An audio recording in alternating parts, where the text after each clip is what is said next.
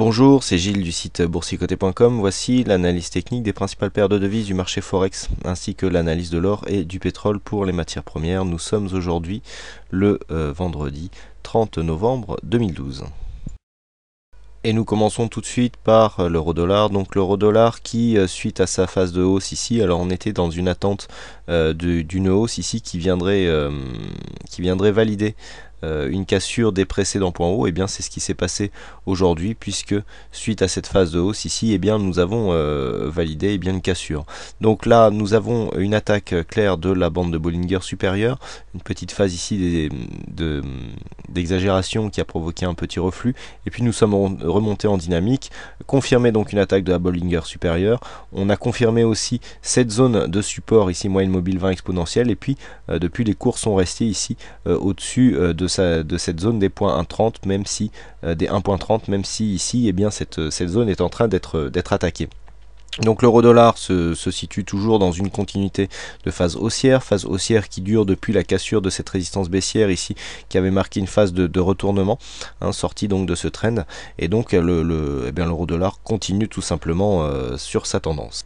Du point de vue des indicateurs, attention, il ne faudrait pas confirmer ce point haut comme nouveau plus haut significatif, puisque dans ce cas nous aurions une phase de divergence baissière. C'est assez clair sur cette phase où on a ici un point haut légèrement plus haut que le suivant, et au point de vue des indicateurs, nous avons cette zone de point haut ici avec cette deuxième qui descend.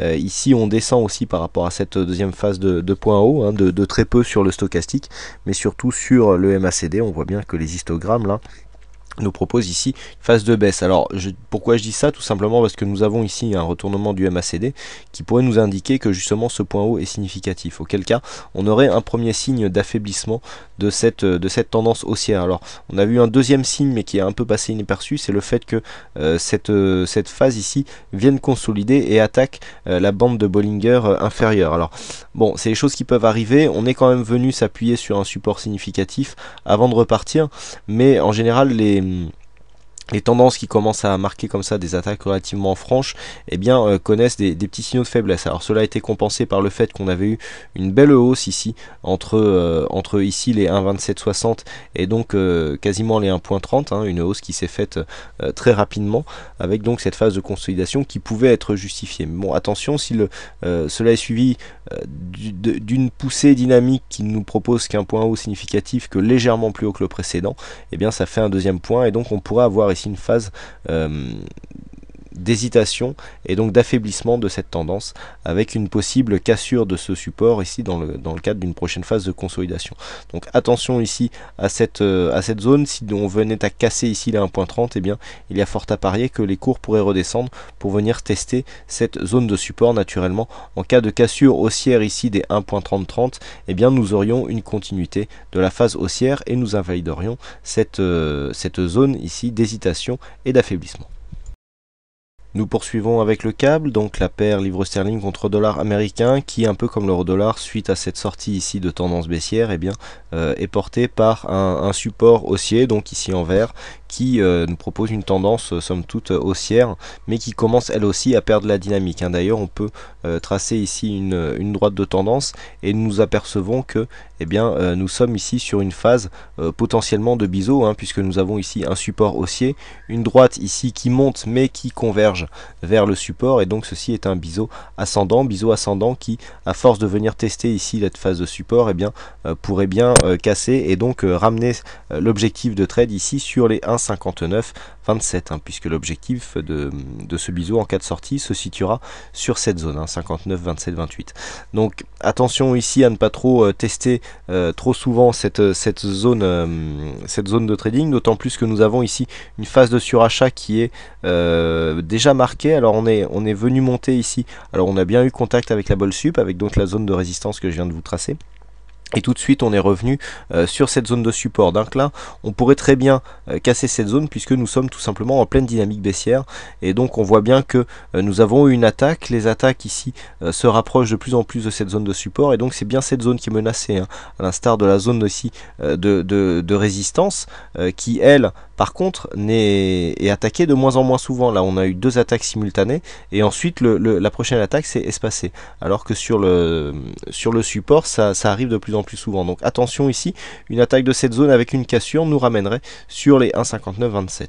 Donc la tendance reste haussière dans l'attente de cette attaque. Il faudra valider une cassure des 1,5961 pour confirmer ici le changement de cette tendance, mais pour l'instant nous sommes donc sur un test de cette phase, et tant que nous restons au-dessus des 1,6025, la tendance reste haussière.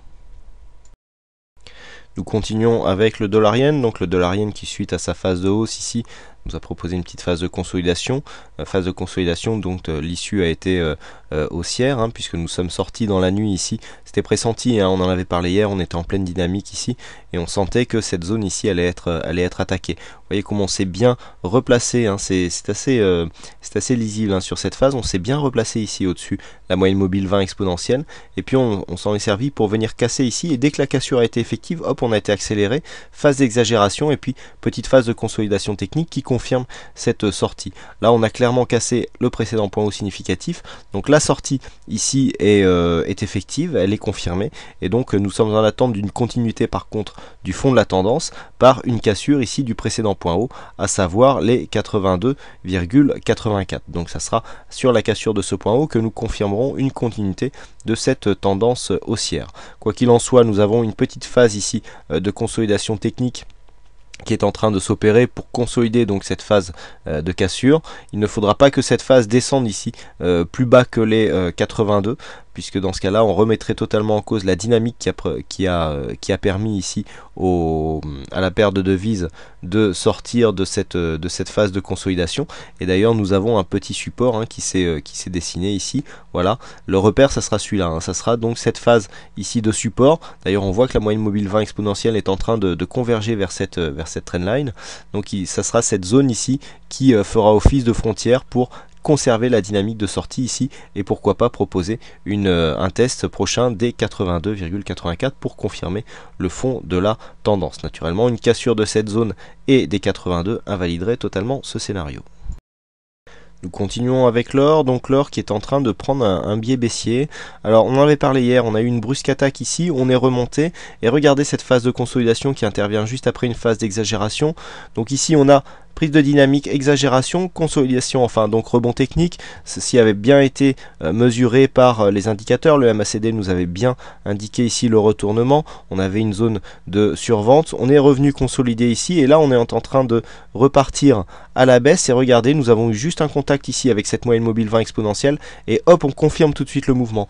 Donc là ça a été vraiment mouvement éclair, hein, vous voyez, pour ceux qui connaissent un petit peu le setup du trading en tendance. Là le signal était assez joli. En plus on est en unité de temps 4 heures, donc ces bougies cette zone ici était relativement accessible, on avait du temps pour se placer, et là le mouvement est assez lisible. Donc là on est clairement sur une attaque de la zone des 1714. Il est clair que vu la dynamique, autant sur cette zone on était survendu, autant là après cette phase de consolidation et cette redescente directe, eh bien ce support est clairement en danger. Dans le cadre d'une cassure, eh bien on reviendrait sur la zone ici des 1705 qui devra confirmer donc une cassure baissière pour confirmer ce début de tendance. Ici on voit, hein, qu'on a clairement une dynamique ici avec des phases de baisse très violentes, des phases de rebond qui se font d'une manière beaucoup plus progressive, et ici le contact avec cette moyenne mobile qui provoque des retours de mouvements dynamiques.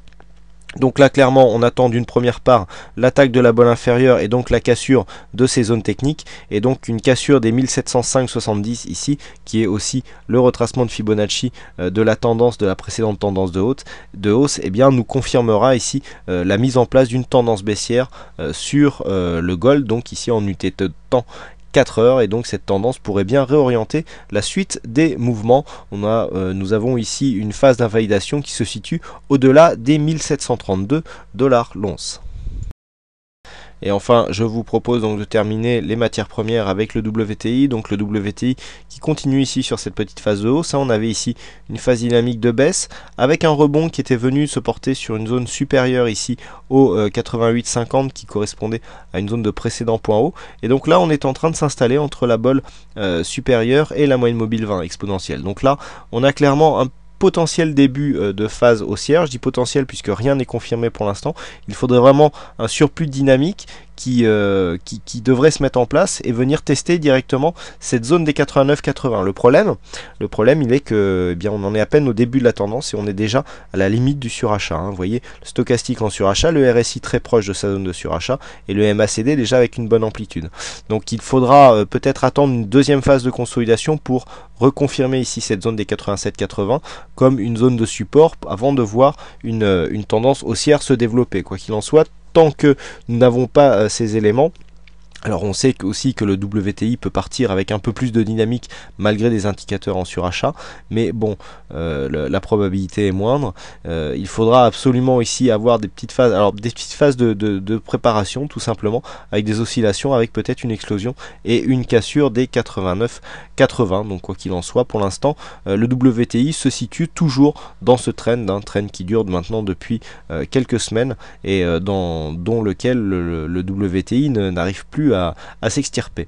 Voilà donc ce que l'on peut dire sur cette analyse technique du WTI, avec donc une confirmation d'impossibilité de phase haussière sur un contact, voire une cassure des 89-80. Voilà ce que l'on peut dire sur ces analyses techniques Forex et matières premières. Il ne me reste plus qu'à vous souhaiter à toutes et à tous une bonne soirée, bonne chance dans votre trade futur et on se retrouve dès la semaine prochaine pour d'autres analyses techniques en vidéo.